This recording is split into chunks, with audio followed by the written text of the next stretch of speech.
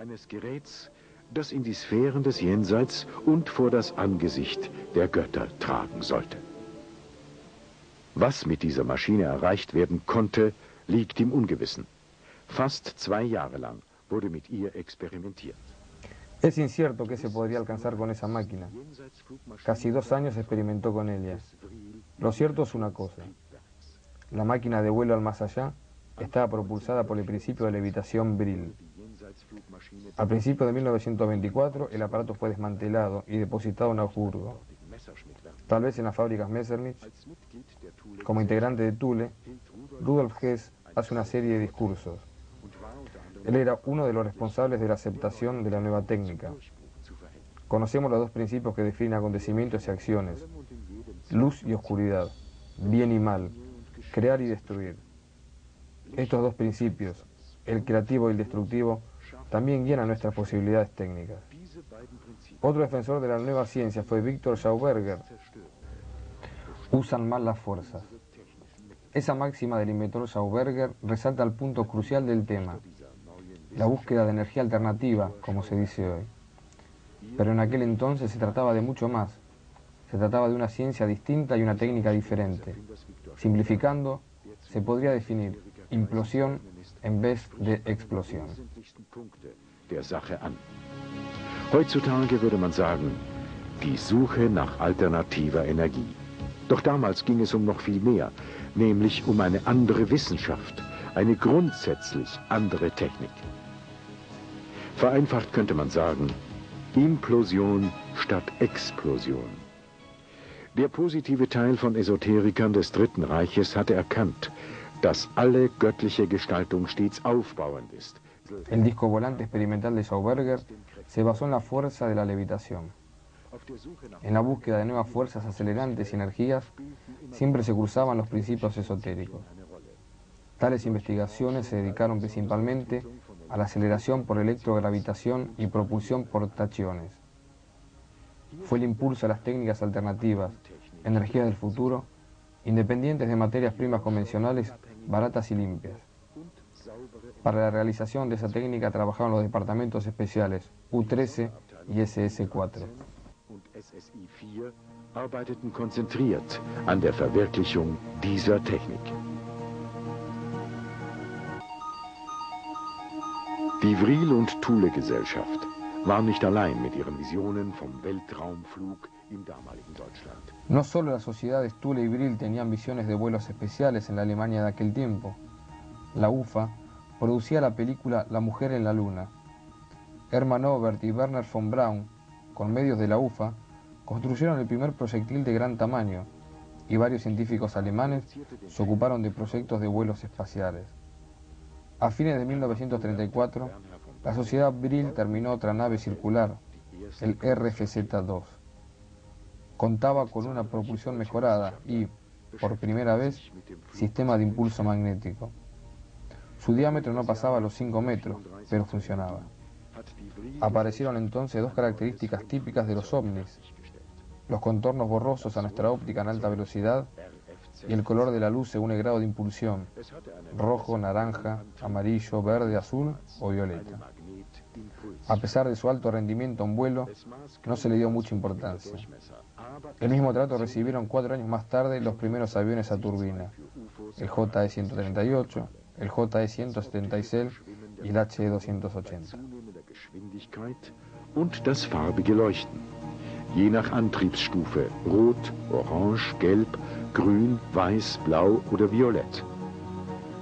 Trotz hoher Flugleistungen blieb das Rundflugzeug 2 von der politischen Führung unbeachtet. La producción de energía alternativa. Pero su meta principal era independizar a Alemania de la importación de petróleo. No obstante, animada por Victor Schauberger y los éxitos de la sociedad Brill, la SSE-4 también comenzó a construir naves circulares. Basándose en el acelerador del capitán Hans Kohler y agregando unos componentes del Brill, construyeron el propulsor Thule.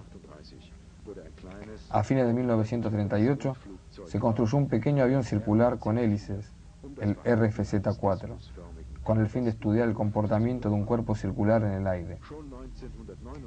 En el año 1939 se construyó el RFZ-5, con un diámetro de más de 20 metros, cuyo enigmático nombre fue Aunebu-1. Este aparato despegó en agosto de 1939 bajo estrictas medidas de seguridad. Hay documentación que prueba que los ingleses, en 1941, sabían de este secreto proyecto. En contraste con la construcción simple del Vril, el Aunebu era complejo. A base del arreglo de su mecanismo de propulsión, se ganó mucho espacio para cargas. Dafür bot es aufgrund der Triebwerksform wesentlich mehr zu. Los distintos sistemas alternativos de propulsión compitieron con los sistemas convencionales. Una solución intermedia se encontró con un aparato circular propulsado convencionalmente, la nave número 7. Wir haben Transporte gemacht, auch vom Kampfgeschwader 26. Und zwar haben wir Torpedos. Los de la escuadrilla de combate 26 hicimos transportes. Llevábamos torpedos desde Kiel hasta Noruega para las escuadras de combate locales, la unidad 30, la escuadrilla de Baumbach. En esa ocasión, llevé ese modelo desde Hamburgo hasta Berlín, para el Ministerio Aeronáutico del Reich, que dirigía Udet. Zum Reichsluftfahrtministerium nach Berlin an Udet. Udet hat dieses Modell weitergegeben an. Udet entregó el prototipo en Peenemünde, donde fue probado. Luego me enteré por camaradas que allí trabajaban que el aparato terminó en Praga. También supe que Schreiber y Habermohl recibieron mi modelo, en base al cual construirían otro. El disco de Schreiber fue completado con sus propias ideas y el propio Habermohl apoyó los planes. Bekommen hätten zum Ausarbeiten, zum Rekonstruieren. Und diese Flugscheibe hat der Schreiber auf seine Art, seine Gedanken umgebaut. Während ich später feststellen musste, dass Habermohl sich an meinen Konstruktionsplänen gehalten hatte. Die zweite Sache war, ein zweites Modell wurde gebaut, ein 42 Meter große Flugscheibe wurde gebaut. Otro tema fue el segundo modelo. Un plato volador de 42 metros fue construido por Mitt y Peluso. Esto ocurrió en Breslau. Como me enteré más tarde, debía volar hasta Spitsbergen, Noruega. Lo haría guiado por una dirección radial secreta, con un punto de referencia en una escala de orientación. El receptor unidireccional no sería utilizado por otros en ese momento. Pero el aterrizaje en Spitsbergen fue tan violento que ya no pudo volar para su regreso. Sie ist aber bei der Landung in Spitzbergen so zerstört worden, weil die ist heftig abgestoßen und konnte dann nicht mehr zurückfliegen. Dann bin ich rausgefahren außerhalb von Prag. Una vez hice una excursión a las montañas, en los alrededores de Praga. Tenía una cámara Leica. Neben den herkömmlich betriebenen Flugscheiben waren zu dieser Zeit mitunter schon andere UFO-Typen am Himmel zu sehen. Aparte de los discos volantes con aceleración convencional, hubo otros surcando el cielo. Desde fines de 1940, el pequeño Vril RFZ-2 realizó servicios de reconocimiento a larga distancia. Esta extraordinaria foto muestra un RFZ-2 sobre el Océano Atlántico del Sur, rumbo al encuentro con el crucero auxiliar Atlantis. De vez en cuando, también se veían los primeros RFZ-6, los Aunebu-2. En julio de 1941, comenzó la construcción del plato volador de Schreiber y Habermohl. Despegaba verticalmente, con propulsión a turbinas. A fines de 1942 se lo puso a prueba, pero en los primeros prototipos se encontraron graves fallas. El mismo año, el doctor Richard Mead trabajó sobre un aparato circular propulsado por turbinas, el RFZ-7T. Es war nicht scheiben-, sondern diskusförmig. Zu diesem Arbeitskreis stößt bald der italienische Wissenschaftler Giuseppe Beluzzo. A ese grupo de constructores pronto se agregó el científico italiano Giuseppe Beluzzo, como así también Schreiber y Habermohl. Todos juntos producen un aparato circular, funcionalmente óptimo. Así es que Richard Mead puede informar a Adolf Hitler el 17 de abril de 1945. En la fecha, Con la presencia de 3 oficiales de la Fuerza Aérea y bajo mi conducción, en los cielos bálticos se sometió a prueba el arma de represalia número 7. Era un aparato supersónico de gran capacidad, equipado con 12 turbinas de la clase BMW 028. En su primer vuelo de ensayo alcanzó una altura de 20.803 metros y en el segundo ascenso una altura de 24.200 metros. Su combustible básico era el helio, aunque también podía ser impulsado en forma convencional. 24.200 Meter erreicht. Der Apparat konnte im Prinzip auch mit unkonventioneller Energie angetrieben werden.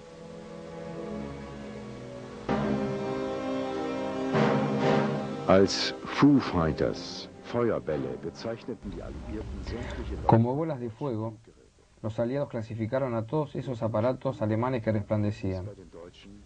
Pero los alemanes le llamaron a esa bola de fuego tortuga voladora, justamente por su forma de caparazón. Fue desarrollado por las SS en Viena y Neustadt.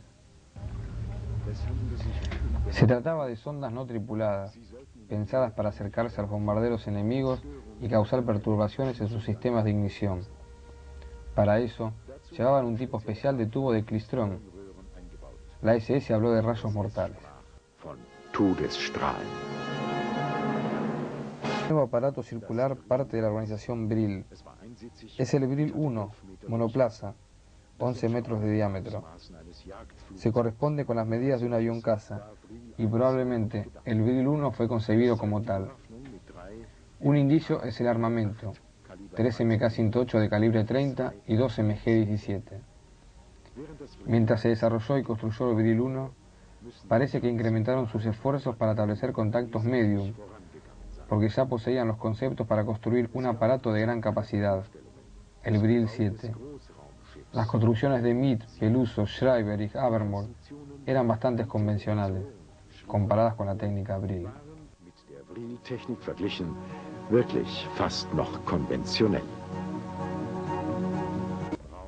Algo queda sin responder. Los platos voladores Aunebu y Brill fueron transportados a esas bases secretas de submarinos durante o antes del fin de la guerra. Angeblich Ende 1942 beginnt die SSE-4. Se supone que fue a fines de 1942 que la SSE-4 empieza a construir una versión mejorada del Aunebu, el Aunebu 2. Mejora la estructura del chasis del propulsor, pero el revestimiento exterior tiene diferencias. Las dimensiones del Aunebu 2 varían según el prototipo, de 26 a 31 metros de diámetro, de 9 a 11 metros de altura en su eje central. Se dice que su velocidad máxima en el ámbito terrestre fue de más de 6.000 km por hora y que la Aunebu 2 era plenamente apta para vuelos hacia el universo. Uno de los prototipos Aunebu muestra puestos de artillería de rayos Donar que estaban en desarrollo. Este dibujo muestra su dimensión para viajes largos, muy largos. Platz für sehr, sehr lange Reisen. Wie weit sollten sie führen?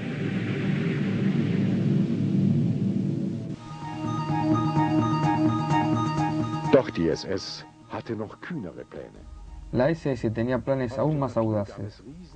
Sobre el papel ya había naves espaciales gigantescas del tipo Aunebu, con más de 120 metros de diámetro.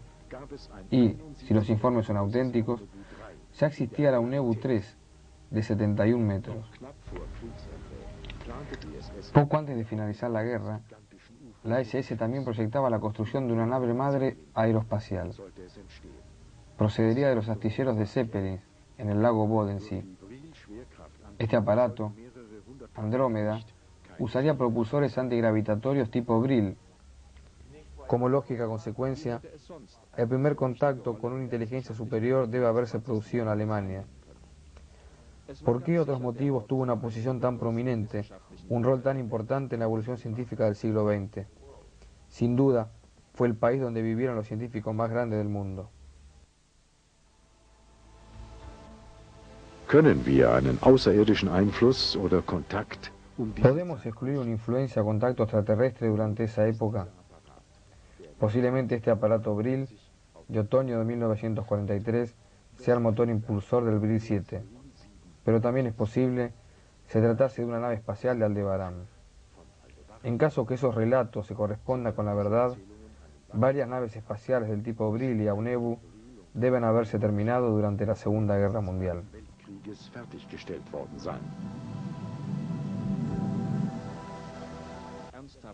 Se comenzó a analizar por iniciativa americana, con el resultado de que Hitler no solo poseía armas secretas, sino también algo que hoy llamamos ovnis. Ya tenía una salida del tablero de dibujo que voló 12.000 millas por hora, podía despegar y aterrizar en forma vertical, y realizar maniobras, cambios de rumbo de 90 grados en pleno vuelo, como lo puede hacer hoy un helicóptero. Por supuesto, era más avanzado que todo lo alcanzado por los aliados. También sabían que los alemanes habían terminado otra nave capaz de volar al doble de velocidad. No solo tenía las características de la primera nave, sino que llevaba a bordo un rayo láser capaz de penetrar blindajes de 4 pulgadas. No es necesario destacar que este hecho hizo temblar a los aliados. Bringing him into a state of capitulation.